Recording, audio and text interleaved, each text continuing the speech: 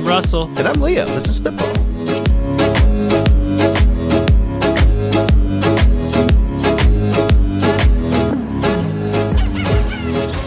Welcome to Spitball, where three techie tinkerers and a guest empty their heads of startup and tech product ideas that we have stuck up in there so you can all have them for free. Anything that we say is yours to keep. And Russell, I believe you brought our guest this week, is that right? I did. We have Jimmy here, who is one of the all-star folks of back in the day. We had a college entrepreneurship program. Him and his buddy launched and won many competitions. Yeah. With a little of my help, and it was because of me, you'd say. Definitely not. No, Anyways, no, they were awesome, and I hope to get more of these folks on. But yeah, Jimmy and Neil, the tag team duo. Jimmy's one of the founders of. I forgot the name of that idea, Jimmy, but maybe you could drop some hints on that. I did too. Yeah. I also forgot it. Fire Stop or something. Firesight, and and then we rebranded to Deep Sight, which Deep Sight. We were young. Interesting. Yep. 4 eyes. I made a logo with Shopify's logo maker. It was great. Good times. I guess I'm Jimmy. Hello. Thank you for having me. Glad you're here. Deep Sight sounds like something conspiracy theorist, right-wing nut jobs might say. 100%. That or an AI company. Deep learning. We could revive. Are you sitting on a logo? LLC. Yeah. Mm-hmm. The domain. If you got the domain, it's going to be worth something. Yeah. Welcome to the I'll Deep be back. Sight. I'm going to go. Actually, .site is a TLD. You could have deep.site. I'm for this. Let's do it. Jimmy and I we started a podcast back in the day. This was actually one of the original, like when I talked about Shark Tank back in the day. Yeah. Yes. Shark Tank. I forgot. This really is the spiritual successor to Shark Tank. Yeah. Yep. I think we nodded to that in episode 1, right? Mm-hmm. Very first line. We have a little moment. Yeah. But they had actually a much more creative podcast that was very intellectual. I think it was like very thoughtful thinking of how to make ideas levers. Right? We had different levers that we pulled. This is a little bit more junk foody is what I like to junk food for the entrepreneur podcast. That was a little bit more like, whoa, this is ideation on like steroids. So, I mean, if you ever come back, Jimmy, you could plug your podcast or whatever you want by the end of this episode. Sweet. If you're on your best behavior. If your idea is good. All right. Well, this week, it's been a few minutes since we've done a celebrity guest pitch. So this week we're going to be kicking it off with Erik Charles Nielsen. Erik is Garrett in Community, and among other things, and a big fan. So let's see what he has to say. Hi, this is Erik Charles Nielsen. A simple idea here. Laundromat, but for dishes. The basic idea of a laundromat is that if you don't have a washing machine, or if you've accumulated way too many clothes that need to be washed, etc., you go there, you wash your clothes, and you leave. And we don't really have anything like that for dishes. So if you don't have a dishwasher in your house, or if your dishwasher is broken, you have to do them all by hand. And I feel like people would go and, do their dishes. And I think it would work. Thank you very much, Erik. That rules. I am the dishes person in my house, and it always kills me when there's like 2 or 3 big pots, and then that's like 80% of the dishwasher. And I prefer to wash everything, so I get it thoroughly scrubbed and sanitized and all that. And like, oh man, this is gonna be 2 loads because we used this certain subset of our dishes instead of that certain subset. I would totally like go to a place and do that. That sounds awesome. Or even better, if it was like the laundromat services where they pick it up, like an industrial one, drop it off the next day. Leave all your dishes in a garbage bag on your front door. Who's taking that? You know what I mean? No one's stealing the raccoons are. Have you seen those restaurant ones that are the giant metal boxes? You put dishes in there and then you run it and it's done in like 3 minutes. And then mine takes like 2.5 hours. I would love to have access to an industrial one. That'd be great. Okay, that's the secret. Yeah. Okay, you go around in a truck and people leave their dishes out, and you have that industrial machine in the truck, and you just go, pull up, 2 minutes, do, put it back. Can I borrow your hose spigot? Dude, yes. Or you just go full firefighter with it. You just take a fire truck. You could use the sprayer on an actual fire truck. It's good enough. I mean, you just need a water boiler, right? And what? High pressure hose, and you just go to town. Boom. This is gonna turn into Uber for dishes, and I'm so excited. It's pretty much there, yeah. Surge pricing, just dinner, right after dinner. What if we just do rentable dishes? Like the Yes. Uber for dishes, but literally the dishes. So they take one set away and they give you back another set. Fractional dishes. I love that. No one cleans them. You just put it outside in a preset tray when you're done. Communal They're dishes. stackable. Yes. That's it. Like that way, you don't have to buy dishes ever again. It's washing as a service. TWAS. I wonder how much GWAS. something like that would cost. That's what I was wondering. That's Yeah. fascinating. Or like, there's so many times where I'm like twice a year I need this thing, so I'll just have that. I'll use my credit in the app to say I really need a weird deep 9x13 pan that I normally don't have, and then you're like sharing them all. Yeah. This sounds like Stores On, and I'm very into I've it. got a worse one, which is Roomba for dishes. So what if you have a small, like you have a small device, like a Roomba that you just let loose in your sink, and it's just roaming around. It might take all night, but who gives a crap? Like, you're good. Whoa. Hold on. This is actually throwback to garage cleaning episode, okay? It's a good one. Jimmy, it's basically you hang a hose in a soap machine, and as you back out of the driveway, it cleans your car every day, okay? Unlimited wash, okay? We got salt up here in the Midwest. You're in Yep. Pittsburgh, right? There you go. I'm in. You could use this too. Yes. So throw back to that, but taking that concept, okay? You have your dishes, and you create a unit that you go on goes on top of your sink, and you just full on etch a sketch or clean this. You know what I mean? And it just creates. G-code clean it. You have high pressure hot water, and it swipes back and forth. Etch a sketch? No. What's the thing? The kid's toy, where the magnet, you know, and then you erase it by sliding that little thing back and forth. Isn't that Sketch. I think it's Etch a Sketch. I think you're right.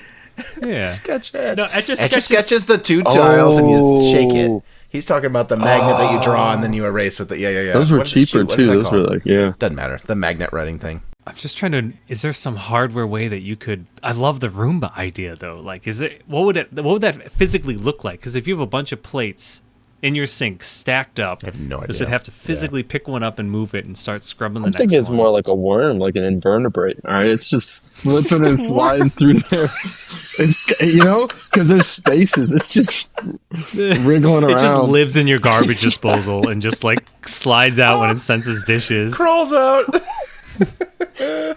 Or it's like a robot arm that's coming out. Like, you know how they have the sprayer? It's living there, but it's coming out Right. and it's reaching its hand around in there and scrubbing. I know we're going to like high efficiency washing machines. This is like low efficiency, but you could almost like fill the sink to the brim and have it sort of slosh around in there for a submersible. while, don't you think?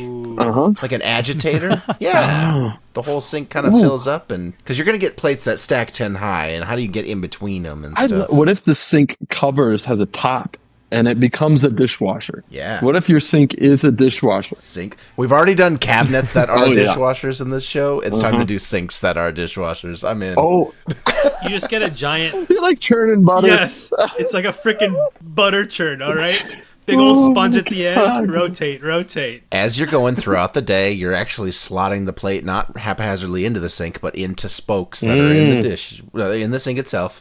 You slide the top on twice a day, 3 times a day. Who cares? Then you just wash right then. I like it.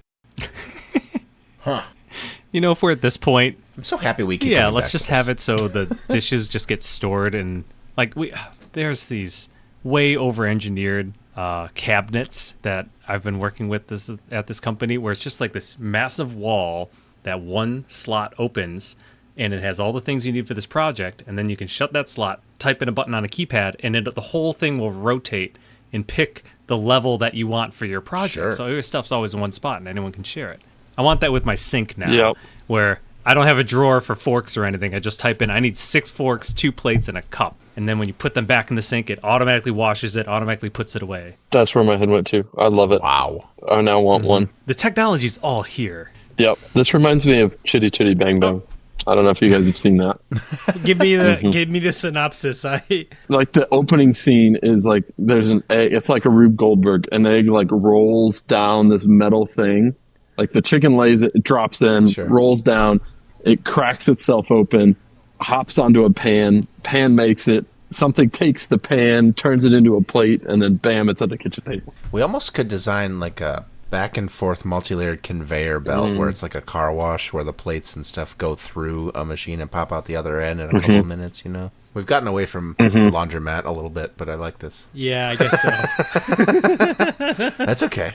Eric, we got so many dishwasher ideas, they're just overflowing. Yes. Okay, so what if you filled the sink with Orbeez, okay? Or Orbeez? The little like gel balls. instead of Orbeez, though, think of it like little tiny sponges, tiny little bits of sponges, okay? And now you just go in and out of the thing, and it becomes like the abrasive thing. It's just like in the sink, you know? It's like a ball pit, but for plate. Yes, and all the sponges sponge impact. Yes. How many days before the sponge pit is repulsive beyond belief? I don't want to go in a ball pit, let alone one that's covered in old food and mildew. Listen, Leo, it's all connected to a giant. You throw it in the washing machine. Who washes the It washman? just feeds into your washing machine. What about Rover for dishwashers? Or someone else does. Right? How much could it be to You have? hit a button and some guy runs in your house and washes all your dishes and runs out. I would want like a team of 3. I'd be like, all right, 3 guys, $45, 15 minutes in and out. Nice. Especially after a party, you know, you're just like, no, this is awful. I don't want to do a single dish. All the plates and it sucked. I would pay $100 for that, without a doubt. Yeah. There are some nights. Yes. Yeah. I like the truck idea the best. Mobile, pulls up, That's the way. hand him out the window, Leave it out. give him a few minutes, then you get him back. That's great. It needs to have a theme music, like an ice cream truck, though. I don't know what it is. But you got to know that thing's coming, you know? Honey, get the Me walking out with like 15 get the crock plates, pot you out. know? We've been sitting on these dirty dishes for 3 days. Finally, they're driving through the neighborhood. This becomes a utility, guys. Soon you're going to be bringing out your trash can and your dishes to the edge of the curb. Oh my god. If you put it in some kind of cooler, like sealed box or whatever, and they can just I mean, this is, I think, huge for apartment complexes. Oh. You know what I mean? Oh, yeah.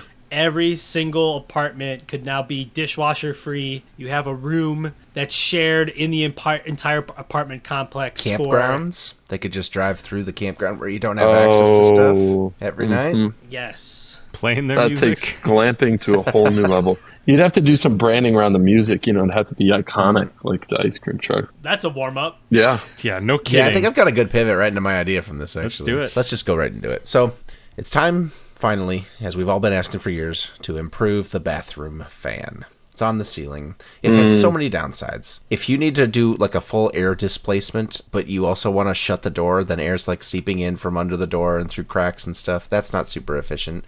Sometimes you just want to like dehumidify, but you also are doing a complete total air displacement and it takes forever and you forget that you left it on or it's loud. So I've got a few things that I want to throw at y'all. This is kind of a threefer. First, obvious bathroom fans should have a dehumidifier in them so that I'm not doing a full displacement, don't you think? Where it just sort of like sends it down the drain line. That's not even, I don't even know if that's worth discussing. I should be able to flip one switch next to the fan to turn it on and do the whole suck it out to the outside, or another one to say, no, I want you in the middle of winter to not be pulling all of the warm air that I paid for out into the world, but instead run a dehumidifier for a few minutes. It makes heat. It's like perfect. While you're showering, you just flip on that, and then it's sucking up all of the extra humidity. Is there any more to say about that? It's so obvious to me. That's the first one. It honestly had never occurred to me, and I am impressed. Second one. There's a little more out there. I am constantly wowed by the wonders of ozone. You can get an ozone generator, and it like disinfects a bit, and it makes things smell good. I wish that I could flip a timer that runs like a 5-minute, put ozone in there, and another 5 minute to suck it out. In the bathroom. Sure. So I hope you don't have plants or like a cat in there. Oh, the liability, the Yelp reviews. I guess that does lead right into my third, even more dangerous idea, which is just bathroom-wide UV lights built into the thing itself. Put on your tanning bed goggles, because we're gonna light up every surface in this thing. Dehumidifier, ozone, UV. During flu season. Whoa, UV that might be huge, dude. Yeah, it seems like, Yeah. I don't know, you'd flip the light switch, and then the other one next to it is the 5-minute timer to just sort of blast it all when I'm walking out the door. AI, machine learning. Machine learning does all this. Right, we have to slap that on there. Now we gonna just trust doubled this the machine. valuation. There we go. So, what is air displacement? Why are we Is this a euphemism for it smells terrible and we got to get that stuff out of there? So is that the old-timey bathroom fan that we've had for 100 years means suck the air outside and then replace it with other air from under the door, or just you leave it cracked or whatever, right? That's how fans kind of work now. And it seems largely wasteful when we spend so much energy trying to climate control inside, and I don't know, like, it takes a long time to suck all the air out of the room through a little fan. By displacement, I mean you just, like, take all the air and replace it. Surely we can do better. Yeah, oh, I see. Yep. There's a better way to disinfect, which is ozone, or to clean up the smell. Now, have you bought like a little UV wand and ran through there before? I haven't. Just as a little tricky test there. I'm thinking more for surfaces. That would be I'm nice. curious about this. I think I mentioned before on the show that I wish I had something to stick a toothbrush in that would sort of UV blast it, but why not the whole freaking bathroom? Yeah. Just have a couple sensors to make sure no one's in there in any form. Sure. Or even if it's manual control. I don't know. I'm walking out here. I know no one's going in for the next couple minutes. If the door opens again, then it flips off or something. Ooh, yeah. They have old-timey bathrooms, I think, where they had infrared light bulbs, and you'd set a timer to it. Do you know what I'm talking about? Yeah, I've used those in Yeah, like the heat public- lamps. Yeah. Yep. That's what I want. A heat lamp, but it's UV. Yes. Swap out the bulb. Boom. There you go. But you have to install it, right? You could sell, like, you know, an LED powered one. I don't know if LED and UV make sense, but like you stick it on the ceiling and boom. And I think a ton of people are like, with all this COVID conscious stuff, like you throw it in there, and every time you go in and out of a bathroom, especially if you're hosting and maybe the guest bathroom, it's always there. Even like dishwashers even have UV lights now, the fancy ones. Like you open it up and it's just solid UV at all times. Yep. That's cool. It's crazy. No, I think that's really interesting, the UV part. But I don't know if it does that work with like smells in the moment? You know, the big old farts. I don't think so with smells. We worked on a UV doorknob during COVID. That was pretty cool. Whoa. Where like the doorknob would, after it's been used and it senses no one's around, it'll auto light up internally, and the whole thing was translucent, and so it would clean itself off of, you know, whatever germs were on the doorknob from someone touching it. We learned pretty quick that you need a lot of wattage of a UV light to kill things. So this light bulb would work, but it would be damn bright. Oh, shoot. Which is fine. Just make sure no one's in It's the in room. an empty room, right? Who cares?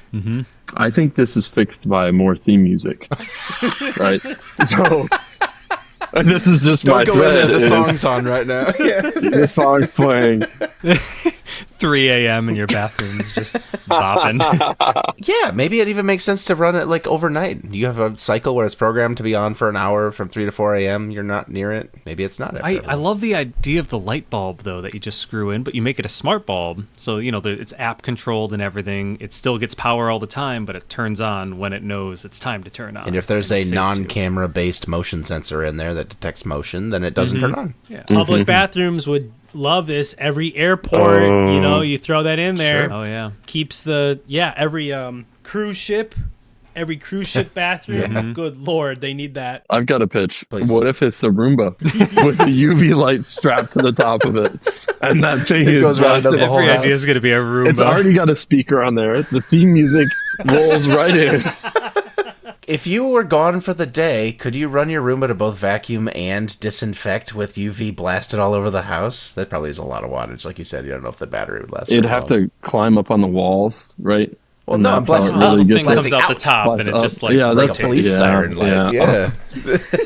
police siren. Or yeah, you could have an antenna that like slowly lifts up, you know, and it just a giant string of UV LEDs that go 8 feet in the air. Boom.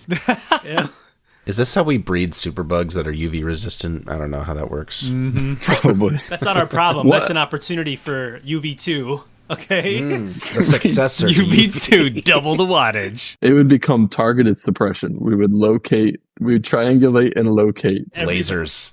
It's a UV laser pointer that's seeking and destroying. I like it. Yep.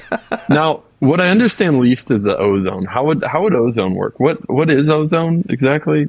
Yeah. You add an extra oxygen molecule to O2, and it turns into a thing that becomes inert after a while and turns back to O2. But in its temporary O3 state, it smells like the smell of being at the base of a waterfall. How it's like energy. It's just smells really fresh and whatever. But it also is a potent disinfectant. It's not good to breathe. It's not great to be around. It kills but it kills That's what I was wondering. It's like bleach in the air. It's like bleaching the air, okay. but the bleach goes away on its own naturally after a little bit. So people use them for like, oh man, my basement flooded and it smells musty down here now, so let me just blast it with ozone for a day, and now it just smells kills better. everything. Yeah. Melts plastic, I hear, or certain rubbers. Yeah. So Gaskets, plastic, What? anything like that will start to melt over time. So I ran an ozone generator in my house while I was gone on vacation for 2 weeks, and I left it on a little bit too long, and it devulcanized the rubber and the cables in my room and stuff. It like everything came kind of sticky.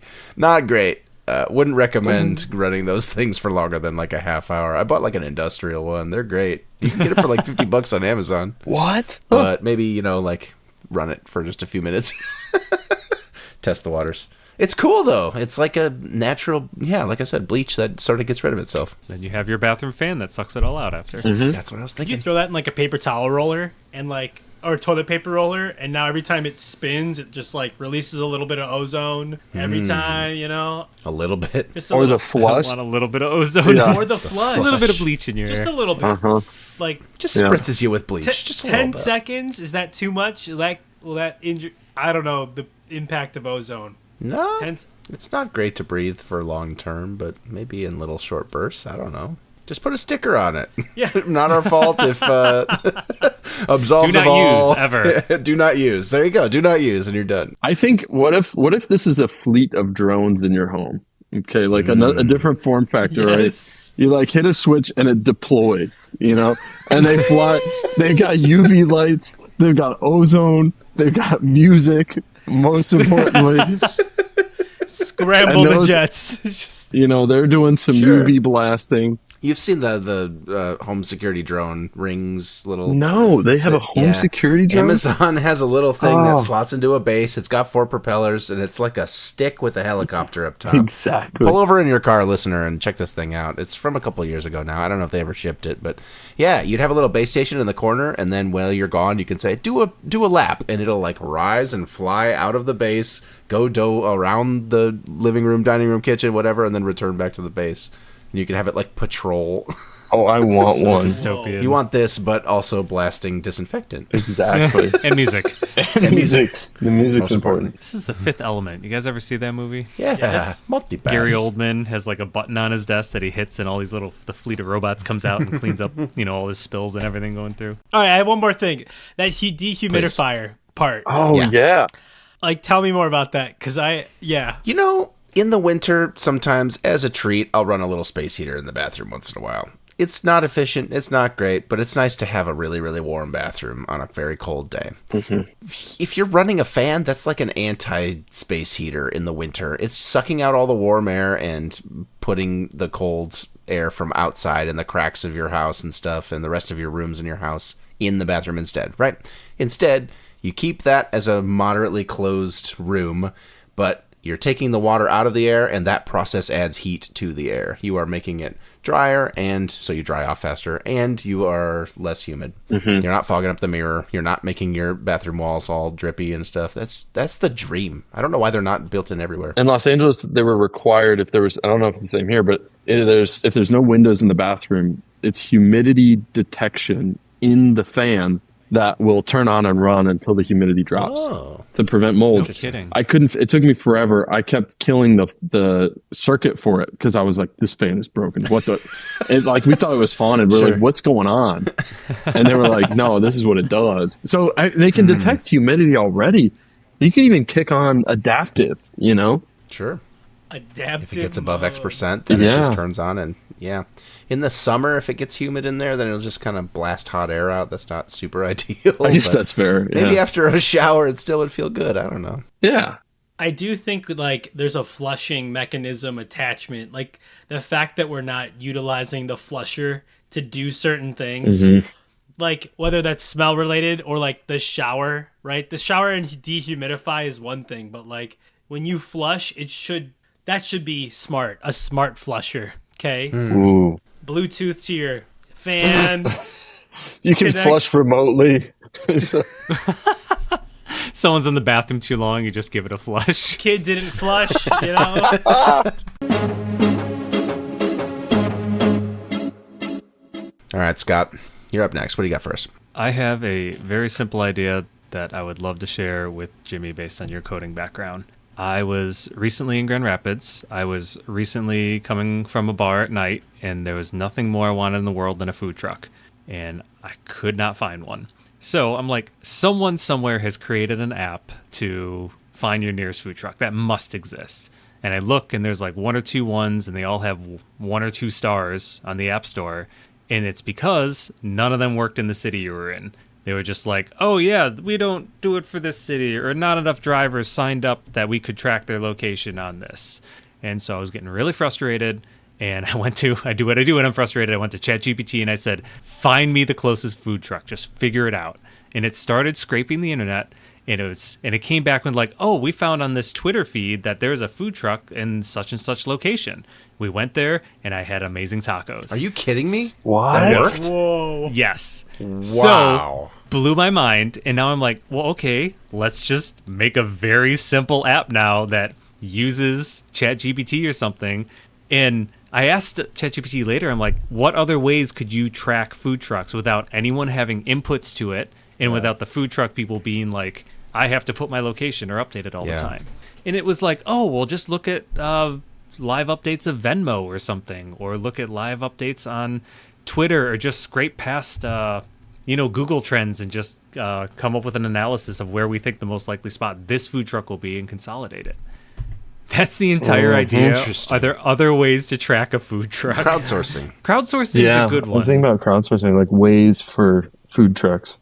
It's a good thought, but one of the apps that I tried from that had that, and it was just like, you're a app with less than 1,000 downloads, and how many people are going to actually get this in your Contribute to city. You load it up, and it was like, 38 days ago there was one here, and that's not helpful. Yeah.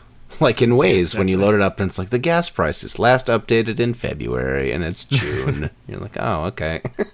Yeah. This is a tricky one though, because it's like very real time and very spontaneous. It's like it's both sides are spontaneous. Like you're not going to the same places, nor the food trucks.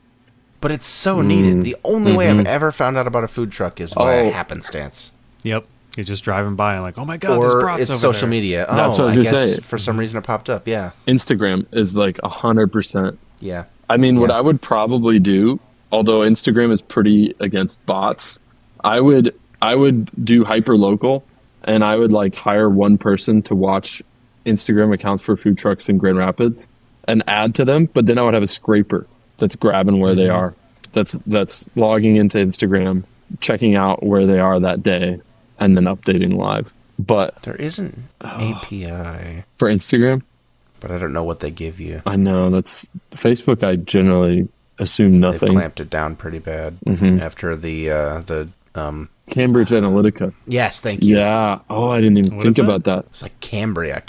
That's not right. Yeah. That's a font. Yeah. They, what did they? They were, used to be pretty open, and then They were like using data to manipulate people somehow. I don't know.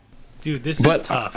Yeah, I like food it. trucks. You need like its own app, like a food truck, like a Yelp for food truck. Like you need to figure out how to get the food truck to want to publish their hours, their location, their menu. That's the trouble, though. That's what they're not doing. There's People have tried so many that. apps out there, and all of that. The highest app I saw was rated like 2.9 on it because everyone was trying some variation. It sounds like we're on the advent of large language models being able to do this, but I don't know, if all of the selection of food trucks in the area is accessible to the bot in the way that you experienced, or if that was like everyone who tried it I was think- able to find that one food truck for some I reason. probably got lucky. Like there, some guy happened to post on Twitter, or maybe he's just in the same spot every week, and it was able to find like, oh yeah, this is really lucky. But it happened, and in my inebriated state, it was fantastic. So That is incredible. Now, one thing I'm thinking about is a kind of a Trojan horse approach would be you build software for managing food trucks specifically. Like if you're like you build Toast for food trucks, and you build that in, and then that's your way in. Maybe that's it. Like you connect to all the POS systems that they're That's what I was operating with. thinking. Yeah. Yeah, they almost all use either Square or Clover or one of those few ones. Yeah, that's a good thought. these guys were using Square. How could you possibly get a fintech place to like agree to give you all that data? That's tough. I know. This almost seems like a feature that Square or Clover or whoever would want to Yeah. build. They come out with the app, you know? Yeah. Why do you think this hasn't been built? So, because one of the things I'm thinking about is like that's the beauty of the food truck is that uncertainty is like where is it going to be? That's the kind of the fun in it. But so is that why maybe people like that and they haven't wanted to bring certainty to it? I don't know. Don't download Scott's cool new app if you want to be uncertain about it. Yeah, maybe. I don't know. That is kind of part of the charm. Like, oh, they're in our area for the first time in a while. How neat. You develop favorites and stuff. I'm You surprised. can just hire a bunch of people to hide air tags on them. That's another. Yeah, that. that could be it. Interesting. You just send it to every food truck in the nation. Just be like, Oh, You could just request an air tag from us, and we'll send you a free one or something, and put it on your nearest air food truck. or you just send it to them. Just like next door, you know, they send you postcards in the mail when they first started. You're just like, I didn't want this postcard. Your neighbor invited you though. Oh, thanks, neighbor. Now I'm gonna do it because they're talking about me. You know, that's. yeah. But maybe that's it. That's it. Like you just throw the air tag or a version of that, and the business exchange is if you put this somewhere in your truck, then we promise to generate more, people to you because we'll give you traffic. Yeah, we'll get you traffic for free. We'll be the middleman. Interesting. I like that. yeah, that makes sense. That's interesting. I think food truck owners they want more sales like in the moment when they're open. So I don't know if it's like there is a little bit of charm to it, but also like as a food truck owner, I'm like, I don't want to be invisible, right? I don't think they do. So No. And how can you as the service tell if they're open or not? yeah, That's kind of hard. Like, okay, the food truck's here now. Oh shit, that's just their driveway. Whoops. Didn't mean to Oh. Is there an distribute to them. accelerometer in these? Yeah. And air tags? Do a Could what? you like ping that is there an accelerometer and an air tag? Like can you ping like, oh, there's been movement in the last Ooh. X amount of We time? just build our own, tile or whatever, Bluetooth LE. Of or something. course. yeah. Tile would jump on this. They need money, don't they? After They do need Yeah. money. They're dying. yeah, Or Google just opened up their equivalent to the Find My network. There's got to be some way They to did. attach Yeah. onto that. Yeah, you could make your own Bluetooth LE accessory and use that to get the data, or something like LoRa, a long range radio. There's options for getting the data out. But yeah, I think if you're going to the business and you're saying we will take care of making the tracker and keeping track of where you are, you press the button. Maybe you even sell it as like one of those LED neon open signs. We'll give that to you for free because when they press open on it, then it's broadcasting where they are Ooh. digitally. That's a good. Yep. that's it. Oh, That's Clever. really smart. some inherent value in you have to like every food truck starts buying whatever, and guess what? There's also a tracker. Yeah. Uh huh.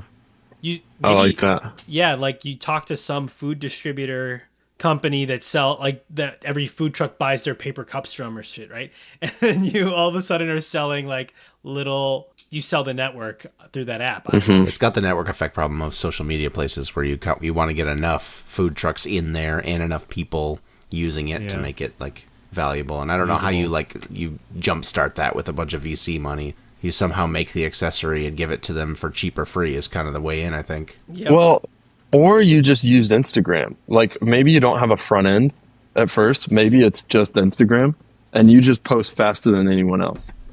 And then you just build up. You're like food trucks, and you do it hyper local. You're like food trucks for Grand Rapids. That's your page, Yeah. and you beat everyone else to it. You could do bots to do pretty much all of this too. That's a good Yep. idea. Yeah. Even the approaching the food truck owner, being like, find food truck on Google anywhere in this area, find their email, send them this pre-made email with explanation. Yep. That makes sense. I would use this all the time. There's we love it when there's one or two like craft fair of the summer type events in our area, and we go there literally just for the food trucks and we leave. Like, it's so much fun to see, like, oh, I think they were at the other place last year. I remember that one. They had really good pizza that one time or whatever. And then once in a great while, someone will send me a link to some Facebook post that I never would have seen on my own. That's like, hey, here's a really cool whatever truck. And you never like intentionally figure out where food trucks are. It seems like I would totally use your app. Maybe you plug this into the POS system, like whatever, like take the outlet that they're using to charge that device, or like the USB stick, and now it connects to the Wi-Fi network and all that other stuff. You attach it to the device as an add-on, and now it's like you press the beacon and then it turns it on, Beacon. you know. It all comes back to your Beacon app. That's so many uses for that, Russell. Beacons are lit. I do want to move one last thing on it. Is there any other non-hardware solution to this? Because I see. I'm all for the hardware section, but is there some way that we could, some database that we could be scraping, whether that's Instagram, Venmo, whatever? I don't know, public street cameras, like. Does the Parking what's meters? the government body that gives out like dining licenses? Do they have to get certified by somebody so that you at least know that they exist to start? I'm sure you do. You have to have a license to operate from the local, I'm forgetting the name of the agency that does this, but whoever comes in and does health inspections and stuff probably has at least a list of what active food trucks there are, and then it's up to you to figure out, okay, are they still operating today? Well, they have to renew it every X years, so based off of that, you know that they exist somewhere. If they have their phone number attached to that, Leo, you could do the Google thing. Well, you know how Google now can call and make a reservation for you at a restaurant? It was amazing, and they've discontinued it, but yes. What? I know, duplex. What if every day you had all the food trucks and you called all of them and asked, are you open today and where are you? The latest ChatGPT model can totally do that. It can hold the call of it just simply, you have the database of phone numbers. I bet the phone number's in that database that you're talking about. Oh, that's exciting. So then you have it call. Oh, they'd get so annoyed mass so quick. Spam, all 100 messages. Hey, are you guys open today? Cool. Where are you? Thanks. Bye. And you've recorded and transcribed that. That's it. I'm sure they get a call every day, too. That's brilliant. With that exact same question multiple times a day. So, I mean, yes, you'll actually be saving them time and money and issues if they just picked up their phone that one time. That might don't even need to know. Yep, that's it. And you can keep calling and calling and make sure it's not voicemail. Idea. And eventually, I love that. There you go. Every day, 100,000 minutes. And I'm sure the answer would be like, oh, yeah, we're not operating until next Tuesday. And you just like note that in your database. And now you don't call them tomorrow. And yeah, totally. That's exciting. That makes me want to build that. That's so cool. The automated caller scraper. How much would that cost database. a day, though? Like, a lot of money. A lot of money. I mean, ChatGPT is expensive for their API, but they all are right now. Hopefully that would go down in price. Eventually we'll get to the point where you can run it on your own hardware. 100%. You know, you have a NVIDIA GPU sitting at home that's just calling people all day. Yeah. We just got to be ready for it. You don't even need, like, AI to do this. You could just have a pre-recorded message. Hi, what is... Have Lenny call him. Yes. Hi, I love you, food truck guy. When are you open next? Honestly, you just pre-record yourself. Hey, real quick, when are you open and where are you located? Just, that's it. They get that same person every day. This guy's an idiot. Stop calling me! Hey, I noticed you call me every... Like, they try to have a conversation with you, and they're like, hey, you know, thanks for being a regular caller. Like... let me get to know you. I'd love to get you a discount. Bye. Thanks, bye. Why, thank you. Flavor Wheels. Right. We appreciate it. It's like the It's Lenny thing. You have to have like a bank of pre-recorded messages where it picks from the... Yeah, there you go. You know, we were talking about trackers. They already have a phone on them. That's a tracker. So if we could download an app that... Yeah. I mean, that's tough, but it's like... That was one of the other apps that I saw in there where it's like, oh yeah, food truck owners sign up for this one and you can ping your location. Yeah. I was getting really frustrated. It seemed like a good idea. It must be a lot of work. It must be too much work for a food truck owner. I guess, yeah. Or it's just the network effects. You know, they used it for a week and they shouted into the void and there weren't enough users. And then there were no users because there's no food trucks on it. And lost interest. You got to kickstart that somehow. Yeah, I think the problem's the front end. You don't build... The front end is Instagram. Like, why try to build something? You just have an Instagram page that just auto updates like a bot. with locations, but Super simple, and then that's where you build your network effect. Like once everybody's following your Instagram, you release the app for Grand Rapids, for whatever, Chicago, New York, and you just get all these different cities. You need People like have such app fatigue, though. Nobody wants to would you? If I said to you, "Hey, dude, you got to download this app so you can find out where the food truck is," like everyone's like, "No, I you don't wanna have to download another app." You just follow that app then, and then if you want to download the app in the bio, you can, right? So it starts off as a Twitter feed, Instagram feed, and then eventually you're like, you know what? I'm gonna bite the bullet. I'm loving this feed every day. They update it. It's a better experience than Instagram. Or it's just a web app. I mean, the people who make their That's what I personal was thinking. landing pages, like, you know, this is what our menu is, this is what whatever is, and also it's live updated with our companion app that we installed that keeps track of where we are. You almost want to have it as like a widget on the company's website if they're using Squarespace or whatever, and like one of the things on the homepage is their tracker app's current location for the day, you know?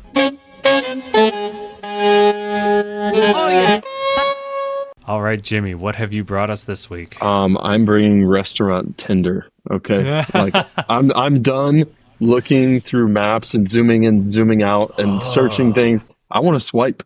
Okay, I want to swipe left and right. I want my friends to swipe with me, and then we land on the place we're going that night. I'm tired of sending 3 options.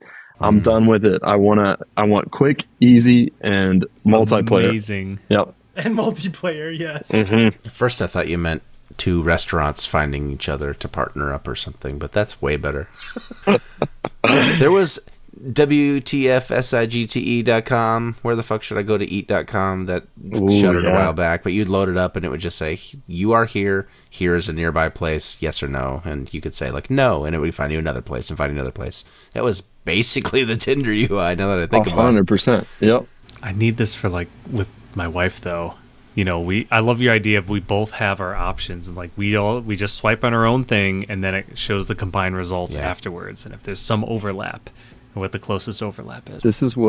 This started as Neil and I, we had hundreds of ideas for startups, and we had a podcast where we talk about them, and we couldn't pick. Whoa, and so don't talk about other podcasts on this one. That's not good. I'm just kidding. We would both swipe. It was literally the same thing, Scotty, where we'd both swipe, and then it would be like, here's each of your top 3, and then we'd talk and pick from there. That's great. So much easier. What did you use for that? I built it, so it was a terrible web app. It was disgusting, but yeah. So I've tried to build this. I actually have built some of this, but not as a useful app. Pulling local restaurant info. Are you doing? Yeah, that's the part, right?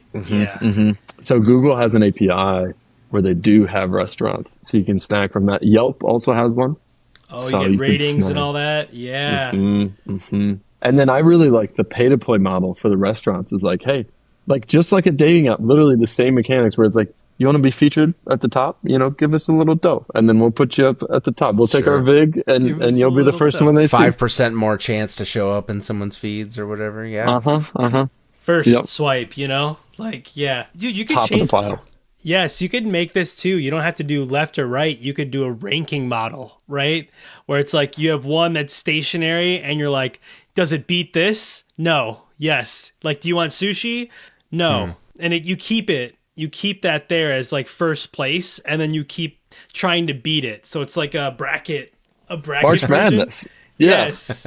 Like you start with your favorite, and it's like, do you want sushi or tacos? Sushi. Yeah. And then no, I don't want. And then maybe the freaking pizza place beats it. So then it takes over the bracket or whatever. Yeah. Jimmy, how do you imagine the multiplayer work? So like 2 people are doing this process separately, and then eventually it shows them to each other, or how does that work? Yeah, no, that's a good question. I think there's a lot of ways it could happen. One is kind of like Scotty talked about, where we both swipe, and at the end it's like, here's my top 3, here's your top 3.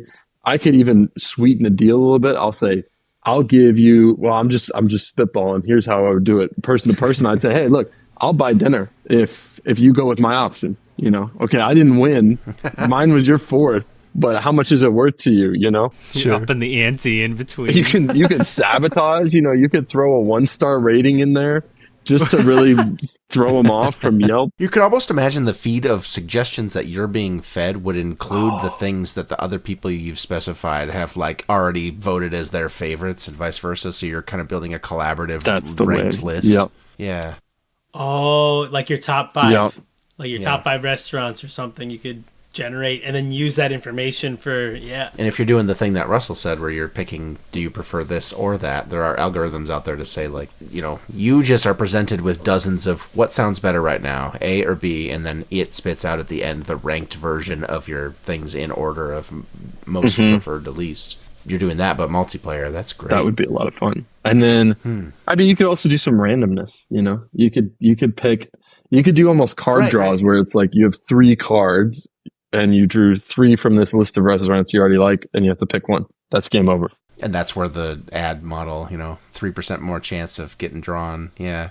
Yeah. You could do ranked choice voting too, where it's like, oh, everybody's number 2 got picked, or everybody's 2 and 3 got picked. Nobody's number 1 ever gets picked, but it's everybody's number 2. I almost like the idea of like Kahoot it. Have you guys ever played this? Like you put a quiz on the screen and then people are answering real time.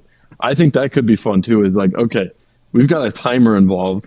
Here's 4 restaurants we got to pick. You got 10 seconds. That's fun. Yeah. Oh man, Speed round it so a decision actually happens. But among the 10 people in your group, there's like 6 or 7 different choices total that have been randomly dispersed. So then you get the like everyone who liked these 3. Yeah. that'd be There's fun. some game theory in here for sure. Yeah, there is. You put like 10 on the list, and then every 10 seconds, the least choice goes away, and then they get another vote if it was your choice, and then eventually everybody's like, well, I picked it, I guess, right? The last 2 get final, and then you have 2 And you're groups. watching the votes like change, and people are haggling for, no, don't pick that. You're like fighting it out in the room. Yeah. People pausing it like, hell no, we're stopping for a second. I gotta talk about this, That becomes a fun party game all of a sudden, you put that. And what if you had odds on which restaurant? We could add a betting element on this. B-dubs. Exit strategy. DraftKings. Strategy. We got B-dubs 3-1 here. That's what I'm thinking. Did you pick Wendy's? I didn't pick Wendy's. Why are they here? Dude, that'd be funny. That's how your monetization. It's like, oh, sorry, but every time there's always an ad or one of the 5 options is selected for you. Subway? All right. That must have been the wild card. I had this exact problem today, though. Like, I literally was on Yelp trying to find, like, a Japanese restaurant that was on my way home from the airport. And I'm like, which one? Oh, you know what? I'm going to go 10 minutes out of my way. It's just like that whole balancing act. I know. Like, what if we do this with Uber Eats so then you're locked in? So it's like, okay, whatever the vote is, it's happening. Like, we're going to start an Uber Eats order. There's no going back. It locks in. Yeah. And it's like $5 to cancel. Like, this way, it's game over. The voting has been decided. You've made a deposit.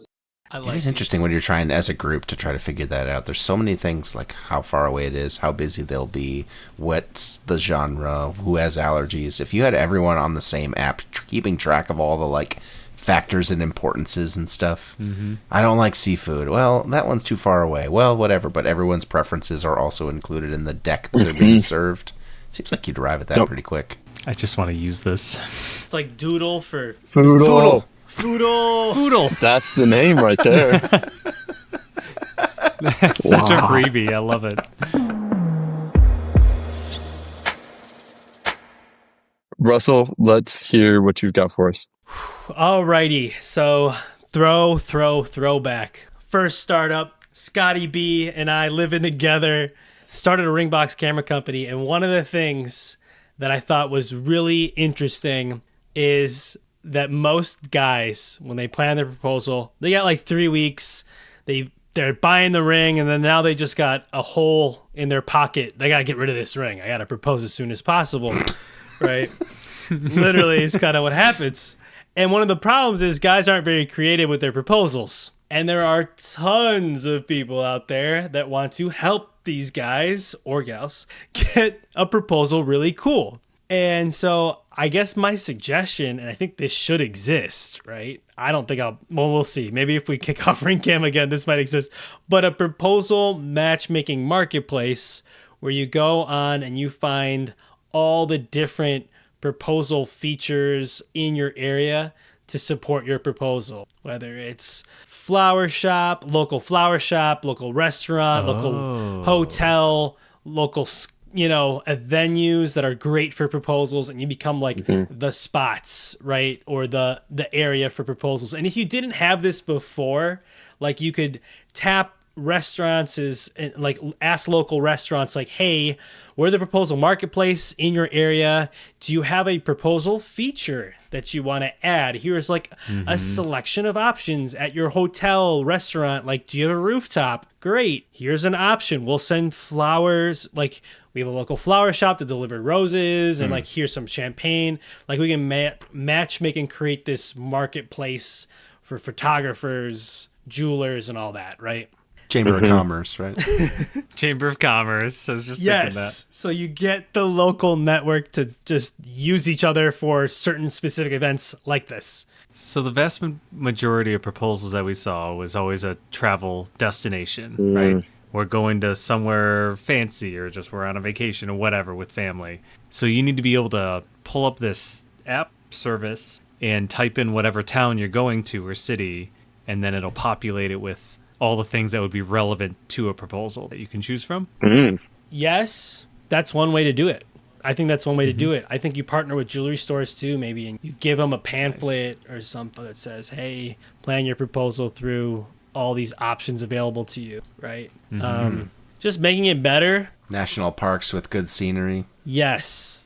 Or like, what are the spots? Yeah. Yeah, but like, that's the thing. Like, that's not like, I don't know, if you want to go YouTube famous with it, sometimes it's not like the tradition. It's like, how do you make the national park experience a flash mob level awesome, but the flash mob model has been played out, and so now you want, I don't know, a helicopter to drop a package from the sky. Okay, some crazy ass service like that, or somebody will bury a treasure chest in the middle of Sleeping Bear Dunes, and you have to go find it. Just something crazy and unique, just a little bit of special in there, that something you can't do because your significant other's always around you.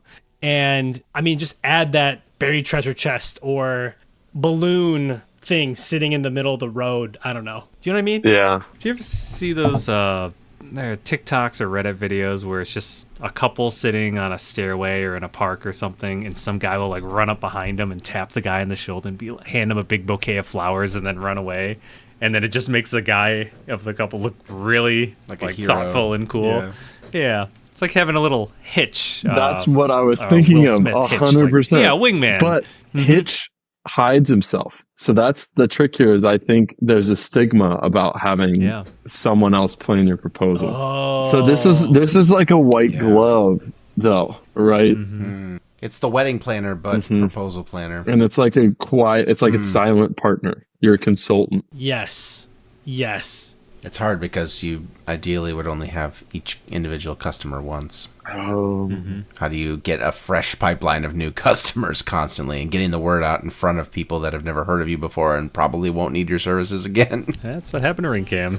You turn it into date ideas or something. You pivot and you add that into like a service of like other dates, making your date special. It turns into an anniversary beyond a proposal, promposal. You know, you go the full anniversary, like not anniversary, like birthdays, that kind of and maybe that's what it is. It's not just proposals. That's the spitball. It's special events, right? It's beyond the proposal, but it's specific to couples. It's not like, we're not just doing any special events. This is not a grad party. What you need to do is just like rededicating your vows ceremonies are popular 10, 20, 30 years. You, the company, need to make it cool to re-propose every 10 years.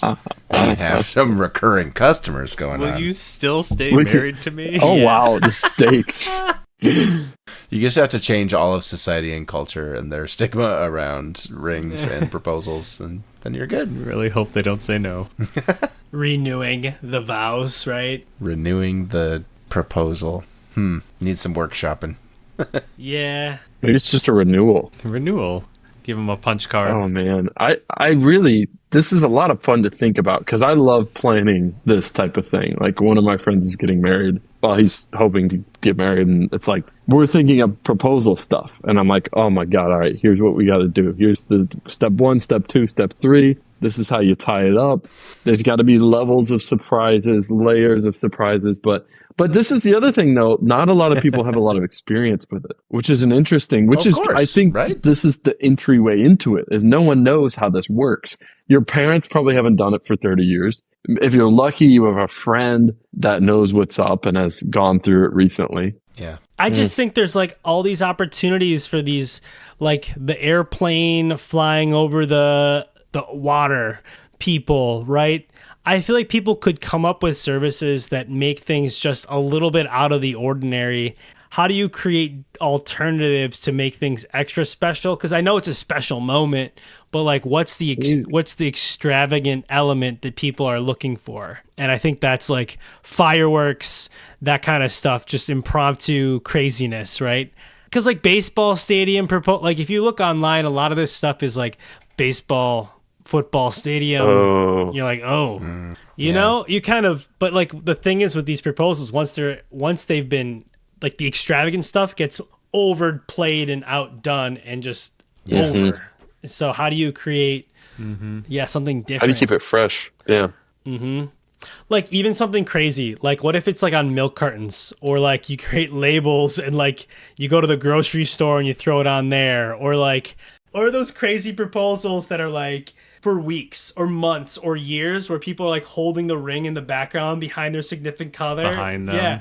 Like maybe there's more of that available that people like, maybe it's not just like that service, but it's just allowing for people's creativity to be sold and bought and exchanged on this proposal marketplace, so that your idea was awesome, but you're only proposing once. So like at least sharing that and then providing somebody providing a service for that.